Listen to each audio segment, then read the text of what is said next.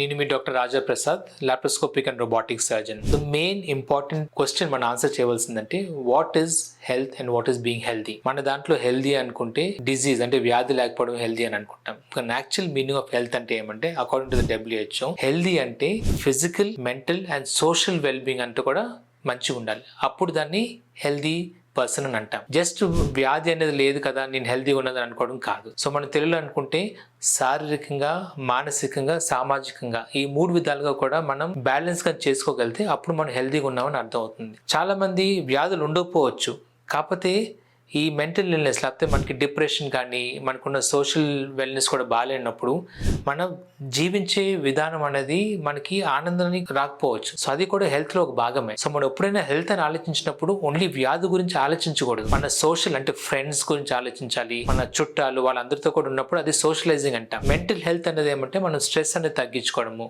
Positive గా ఆలోచించుకోవడం వల్ల మన మెంటల్ స్ట్రెస్ అనేది తగ్గించుకుంటాం. ఈ ఫిజికల్ హెల్త్ అనేది ఏమంటే గుడ్ లైఫ్ స్టైల్ అంటే మన మంచి లైఫ్ స్టైల్, మంచి ఆరోగ్యంగా ఉండడానికి మంచి ఫుడ్ తినడము, ఎక్సర్సైజ్ చేయడం ఇవన్నీ చేసుకుంటే మన ఫిజికల్ ఆరోగ్యం కూడా మంచిగా ఉంటుంది. సో ఈ 3 కలిపి ఉంటేనే మనం హెల్తీగా ఉన్నట్టు అర్థం.